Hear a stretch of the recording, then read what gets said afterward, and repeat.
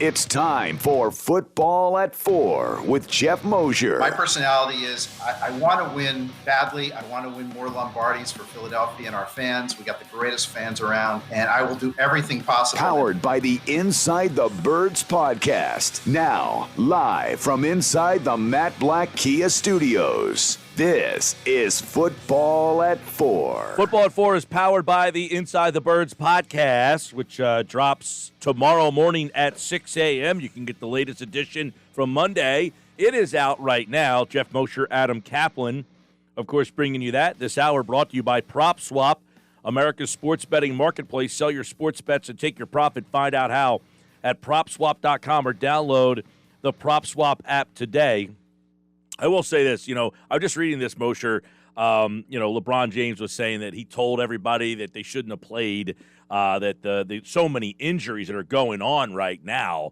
And, in the football world, they're the only one that got to play their season, right? They got to play normal time frame. They didn't have to, try. And you're seeing injuries all over the place. Baseball's having so many injuries. Basketball is having so many injuries. On the football side of things, man, they really, really lucked out by the fact that they didn't have to move anything. They didn't have to delay anything or start anything weird. That's the one sport that is seemingly still on the same track and path where the other ones are all trying to kind of play catch-up, and they're hurting for it. Yeah, I remember last year when we were speaking at this time, and we would always have to talk in generalities about, I don't know what's going to happen. And we kept saying that. But the one thing that myself and Adam, just knew from talking to people in the league is that the NFL was hell-bent on having a season and having it be as normal as possible despite whatever obstacles that COVID presented. And it presented a lot. If you go back to I guess it was October or early November, the Broncos had a practice squad wide receiver start at quarterback, right? Because all three of their quarterbacks were on the COVID list. So it didn't matter to the NFL, though. I mean, listen, they don't want that going forward. And clearly you see these restrictions that are loosened, but yet ones that remain the same now are intended to get players all on the same page with vaccinations. But the NFL was always determined to, quote unquote, secure that bag. Play on those primetime games, get that money, get that advertising rev. There's no question about it. And for the most part, they did. I mean, there was a handful of games. You had a Thursday night game or, a Wednesday night game. And other than that, but, man, you're seeing what's going on. And I will say, LeBron is saying, hey, I don't know what he wanted them to do. I guess they could have moved it back to, January or February. But at what point do they get the thing back on track? That's where football is. They've got to be counting their blessings that they didn't have to push and squeeze and try to condense, that they are still on the same track. And I guess I saw today they're going to start to let the reporters back for in-person interviews. They are. They're going to let vaccinated reporters in for interviews, yes. So I'm vaccinated. I'm a reporter. I look forward to being able to kind of do some things with the team that doesn't involve Zoom. So not that, hey, look, the Zoom was the best alternative or whatever you want to call it, the teams.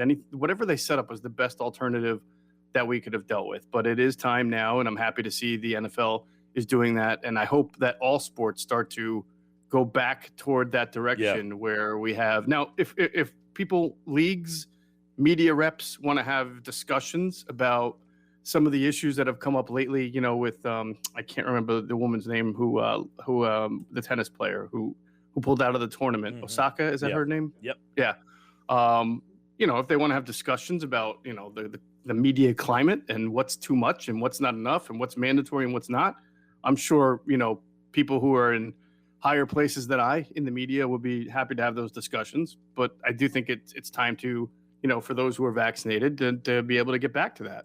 Yep, and you're seeing it around sports. That's a good step in football. Again, they played their season last year, and now they have the next season coming up. Now, let's get into a couple of things here. On the latest edition of Q&A with Jason Avant and Quentin Michael, I thought those guys had a really interesting discussion about J.J. Arcega-Whiteside, where a lot of people are ready to give up on him and almost think that, he's not going to make the team. What did those guys have to say about the former second-round pick that makes you think that, hey, maybe this guy could be salvaged? Yeah, so it's interesting. I would use the expression damning someone with faint praise a little bit to describe Jason Avant, who was an assistant wide receivers coach last year under Aaron Moorhead and worked with these wide receivers. And he basically said he felt that J.J. Arcega-Whiteside could probably, theoretically, perform to a higher level if moved into the slot, because he just doesn't have the fluidity and that natural hip movement to route up cornerbacks on the outside. But if you put him on the inside, he has enough of, and this is where you see tight ends and slot receivers distinguish themselves, enough of those subtle moves that even Jason was himself great at as a slot receiver for the Eagles, whether it's head fakes or jab moves. And he noted J.J. Arcega-Whiteside's basketball background, where you have a lot of similar head fakes and stutter steps and things like that, where you can use to get a step on a defender, whereas it's not just your athleticism and your deep speed, it's your understanding of the nuances of the game. So he felt that Arcega-Whiteside could probably be a more productive receiver if given that opportunity and put there. And I do remember last year in camp, they did look at J.J. Arcega-Whiteside as a slot receiver. But, the reality is that doesn't mean that Jason or the Eagles or anybody else thinks that he's going to win a roster spot or even put him in the slot. It's still going to be better than what you might get from Greg Ward or Jalen Reagor from the slot. Because remember, these guys are going to move around a lot. And because JJ is not someone I see all of a sudden becoming a great special teams player, and you never know, and you're competing for a backup spot or a fourth or a fifth guy maybe. I mean, he'll be in the mix, but I don't know that all of a sudden the move to the slot puts him back up the totem pole at all. Yeah, I find that kind of an interesting conversation, because I had brought up before is, the Eagles had a guy in Nelson Aguilar who his rookie year was useless essentially, and then they moved him in the slot in 2017, and he really became an impactful player for them. I mean, I thought he was a big part of their offense in 2017, and then the next year they had to keep moving him. Like, he would be the slot, and then someone would get hurt, and they had to put him on the outside, and it just seemed like he was like the Vince Velasquez of the wide receiving core there. They were yo-yoing him all over the place. It's like, hey, if you can, maybe JJ is similar where, hey, we tried you on the outside, didn't work. Let's focus with you on the slot, and maybe we can salvage you a little bit. Yeah, I think the concept of what you're speaking of as far as moving somebody and giving them a fresh start like Nelson Aguilar did, and then maybe in a position where the ball's a little closer to you as opposed to all the way down the field, is probably a little comparable. I would say, though, that Nelson does have the hip fluidity and the natural movement of an outside wide receiver that J.J. Arcega does not have. That's what made Nelson a very good vertical slot option for the Eagles. One guy I thought might be a good comp, and I even asked Jason about it during the show, was maybe Jordan Matthews for J.J. Arcega, as far as a guy who's bigger, stronger body type and can kind of muscle guys and catch crossing routes underneath zones and sit down there. And Jason was like, I could kind of see that too, but he even felt that Arcega-Whiteside is probably something a little bit better athletically than Jordan Matthews, but still not somebody like Nelson Aguilar with the smooth, fluid hips. Right. So somewhere in between. And I know Quentin Michael brought up Marquez Colston, which is kind of funny because Colston was like an amazing wide receiver. I mean, he had, I don't know how many yards he finished his career with, but he was probably 8,000 or 9,000 yard seasons. Although I don't think he ever made an All-Pro, or he may not have made too many Pro Bowls, but that's what Quentin Michael kind of drew from what Jason was saying. And maybe there's something to that. When he was drafted, Moshe, he was kind of going to be the replacement for Alshon Jeffrey, that he would do a lot of the things that Alshon did. Not fast, point of attack, catch radius. Is that thought process maybe out the door now for this new coaching staff? Yeah, because Alshon had just or maybe still a little bit, had a really unique ability to be able to separate downfield Mike, not just using his body. I mean, he was good at high pointing. He was good at back shoulders, but he had just a strange, deceptive twitch about him that would really start to kick in 10 to 15 yards down the field, more so in Chicago than with Philadelphia, I would say. I think the injury started to take a toll on that ability, but so far we've only seen very small opportunities or limited times when we've seen J.J. Arcega-Whiteside be able to make a catch down the field where he did have some separation. But Alshon was a legit separator in his own unique way, and that's not something J.J. Arcega has mastered. No, he hasn't mastered anything, and I guess the question will be in training camp when we get to that point is he in competition for playing time or just a roster spot? I guess that's really next is do we just keep him on the roster or is he in legit competition to get snaps? Yeah, I mean, he is certainly in the competition because of the lack of great options. I mean, right now you look at the team and you say two guys who are undoubtedly, no doubt about it, locks to make the team are Devontae Smith and Jalen Reagor. I would throw Travis Fulgham almost in there because he's going to get a shot to see if they can't bring back what happened last year. Does JJ battle with the slot guy or is it's either you or Fulgham getting these snaps? Well, I mean, because you're talking about both being kind of natural X's, but, Devontae Smith can play some X. We'll see if they think Jalen Reagor can play some X. They're going to move guys around. But I think in general, and you see this a lot, they're going to move around a ton. So Arcega-Whiteside is competing to make the team as a wide receiver. If he's good enough, they'll find multiple spots to play him in or wherever it's suited. But as far as competition goes, there's really three guys that I can tell you are going to be on the team. Those two and Travis Fulgham, unless Fulgham has the worst camp ever. And then after that, it's wide open. You've got Quez Watkins, you've got J.J. Arcega-Whiteside, you have John Hightower, you have Greg Ward, of course, and then you've got the Osborne kid who was a rookie free agent.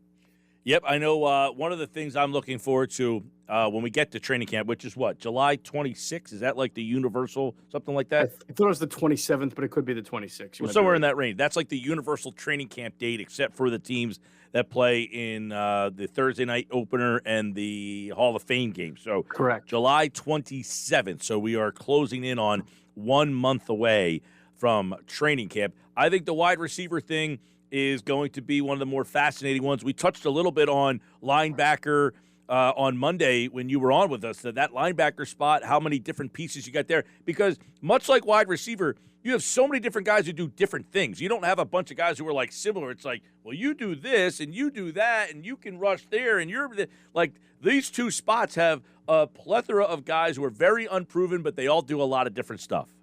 Yeah, this coaching staff has been very bullish and very outspoken, Mike, about not having a certain scheme that you need specific player X for.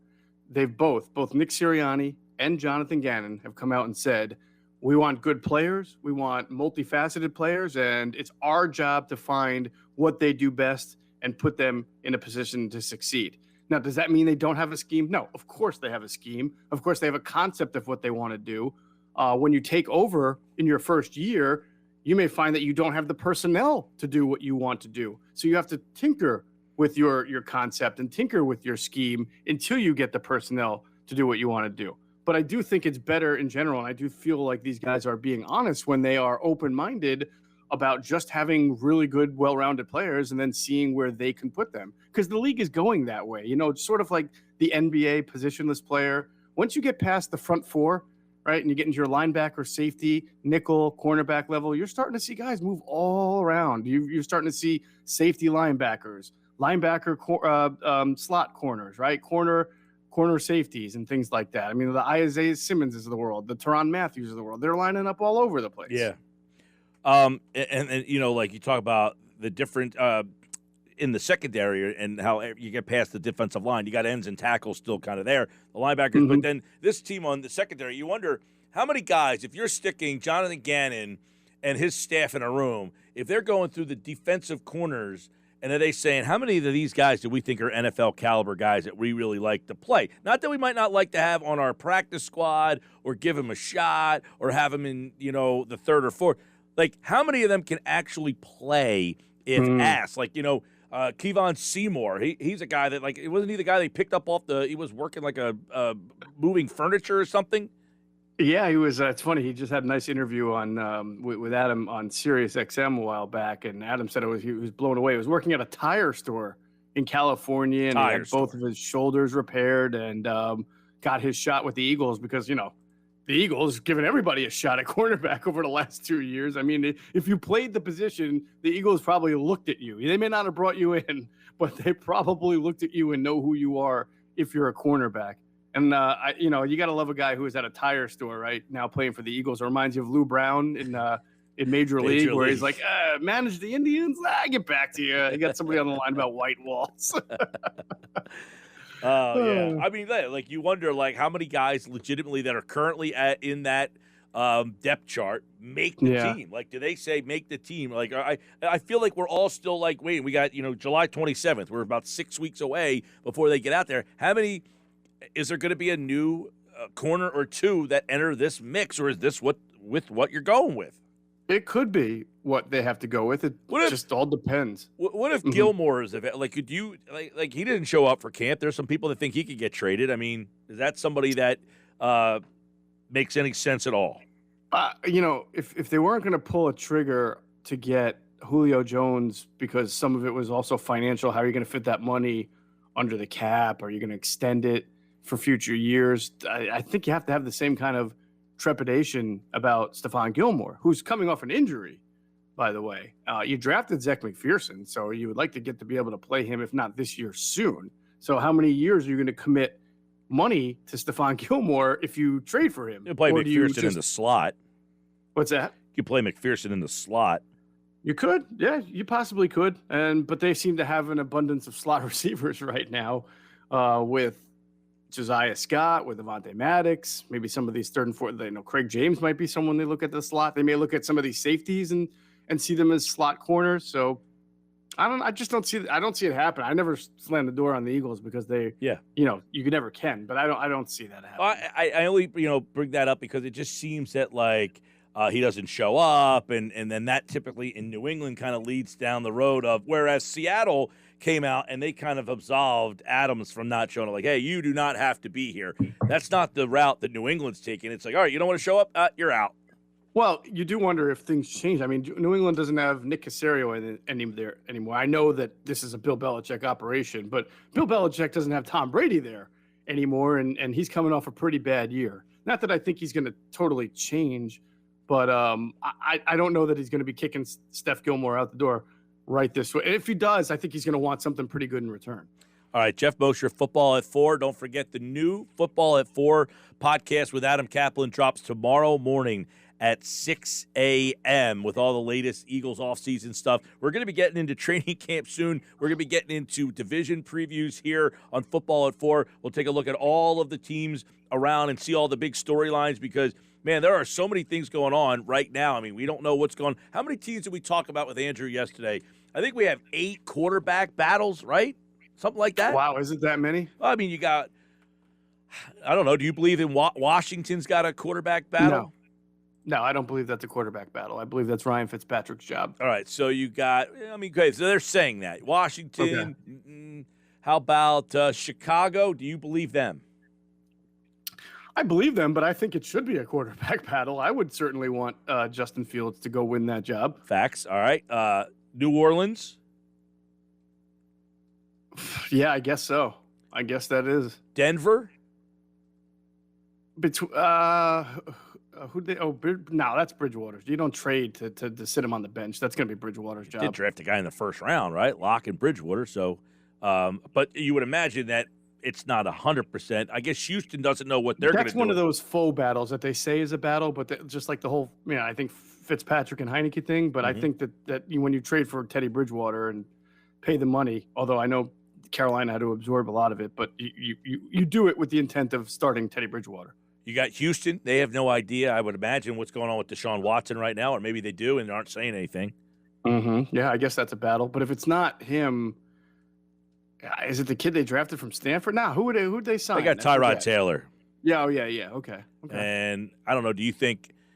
I don't think New England. I don't think that Mac Jones starts game 1. I don't either. So at least there's places that have 2 quarterbacks that will always have an eye on them. How's that? Sure, that sounds good. Some of them we won't call battles. We'll call them scrums or jockeys. And of course, Nick Sirianni said there's a quarterback competition here. Now you got 3 guys. Oh, yeah, of course. That's right. There's one in Philly, of course. Yes. All right. Nick Mullins going for Joe Flacco's job. Check out Inside the Birds tomorrow morning at 6 a.m. Adam's here tomorrow, And we will start looking at the divisions next week on Football at 4 here on the Sports Bash, leading you right up to July 27th training camp. We think it's the 20. It's either the 26th, 27th, 28th, somewhere in that range is when Eagles camp will begin. So we'll lead you right up to that with the guys during Football at 4. All right, Moshe, take care, man. All right, my friend. Have a good one. Geoff Mosher, like all guests, appeared via the Boardwalk Honda hotline.